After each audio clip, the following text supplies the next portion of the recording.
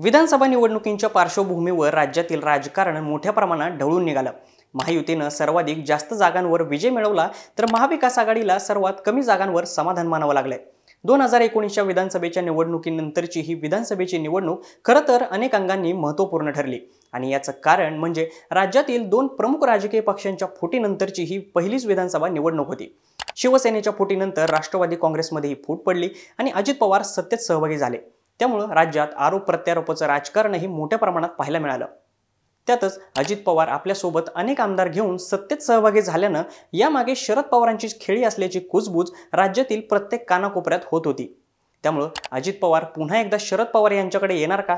2019च्या निवडणुकीप्रमाणे या विधानसभेलाही शरद पवार हे राज्यातील राजकारणात कोणता मोठा डाव टाकणार यावरून अनेक तर्कवितर्क लावण्यात आले। परंतु निकाल इतका एकतर्फी लागला आहे की आता कोणताही राजकीय डावपेच टाकता येणार नाही। आता प्रश्न एवढाच आहे की खरंच अजित पवार आणि शरद पवार एकत्र येतील का? निवडणुकीच्या रणधुमाळीत निकालानंतर असं काय घडलं की ज्यामुळे चर्चांना आता उधाण आलंय? या संदर्भातच आपण या व्हिडिओच्या माध्यमातून जाणून घेणार आहोत। नमस्कार, मी श्रीशल स्वामी आणि तुम्ही पाहताय फॉर द पीपल न्यूज। पुढे जाण्यापूर्वी चॅनलला सबस्क्राइब करा, लाईक व फॉलो जरूर करा। मंडळी, राजकारणात सर्व काही शक्य आहे असं नेहमी म्हटलं जातं। राज्यातील शरद पवारांची राष्ट्रवादी विरुद्ध अजित पवारांची राष्ट्रवादी असं समीकरण वरून जरी वाटत असलं तरी अनेक अशी उदाहरणं आहेत ज्यामध्ये पवार हे एकच असल्याचे संकेत भेटतात। विधानसभा निवडणुकीच्या प्रचाराची धामधूम सुरू होती। निवडणुकीच्या प्रचारासाठी अजित पवार तसेच शरद पवार हे संपूर्ण महाराष्ट्र पिंजून काढत होते। मात्र या सर्वात चर्चेचा विषय ठरला तो म्हणजे शरद पवारांच्या आंबेगावमधील जाहीर सभेचा। शरद पवारांनी राष्ट्रवादी काँग्रेस शरदचंद्र पवार पक्षाचे उमेदवार देवदत्त निकम यांच्या प्रचारार्थ जाहीर सभा घेतली आणि या जाहीर सभेत बोलताना शरद पवारांनी राष्ट्रवादीच्या फुटीमध्ये अजित पवारांची साथ दिलेल्या दिलीप वळसे पाटील यांचा गद्दार असा उल्लेख करत वळसे पाटील यांना 100% पाडा असं विधान केलं। शरद पवार हे नेहमी संयमाने तसेच प्रॅक्टिकल राजकारण करतात असा आजपर्यंतचा त्यांचा स्थायीभाव राहिलाय। मात्र पहिल्यांदाच पवारांनी असा आक्रमक पवित्रा घेतल्यानं अनेकांच्या भुवयाच उंचवल्या। आंबेगावप्रमाणेच येवल्यामध्ये भुजबळांना, परळीमध्ये धनंजय मुंडेंना 100% पाडा असं शरद पवार म्हणाले। परंतु बारामतीच्या सभेमध्ये पवार हे अजित पवारांना पाडा असं म्हणाले नाहीत।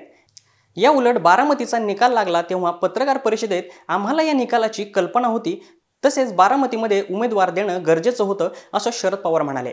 याचा अर्थ असा की योगेंद्र पवार हे पडणार असं शरद पवारांना हे आधीच माहिती होतं।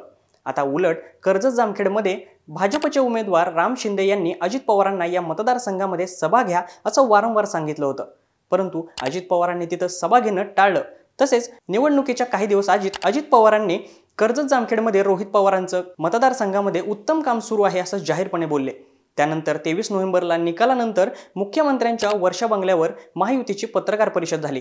यात पत्रकारांनी रोहित पवारांच्या पराभवाबद्दल काय वाटतं असा प्रश्न अजित पवारांना विचारल्यानंतर अजित पवारांनी आश्चर्यचकित होऊन आपल्याला याबाबतची कोणतीही कल्पना नसल्याचं सांगितलं।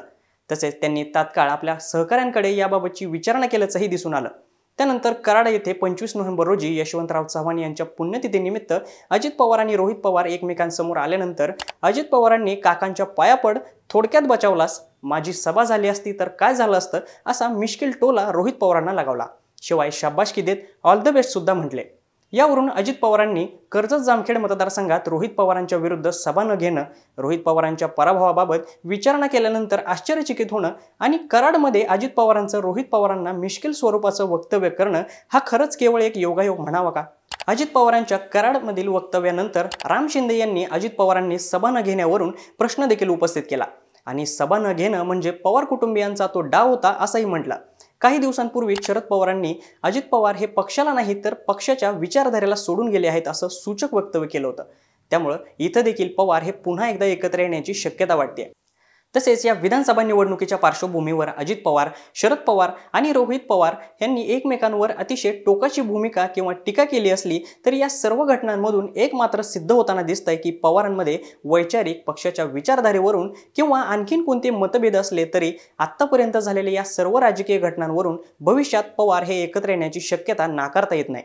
त्यामुळे एकंदरीतच पवार कुटुंबात चाललेला हा कलगीतुरा हा केवळ दाखवण्यापुरता तर नाही ना, म्हणून राज्यभर चर्चा होतीये। आता नेमकं खरं काय हे भविष्यात समजेलच। तुम्हाला याबाबत काय वाटतं ते आम्हाला कमेंट बॉक्समध्ये नक्की कळवा। व्हिडिओ आवडल्यास लाईक करा आणि फॉर द पीपल चॅनलला फॉलो करायला विसरू नका। धन्यवाद।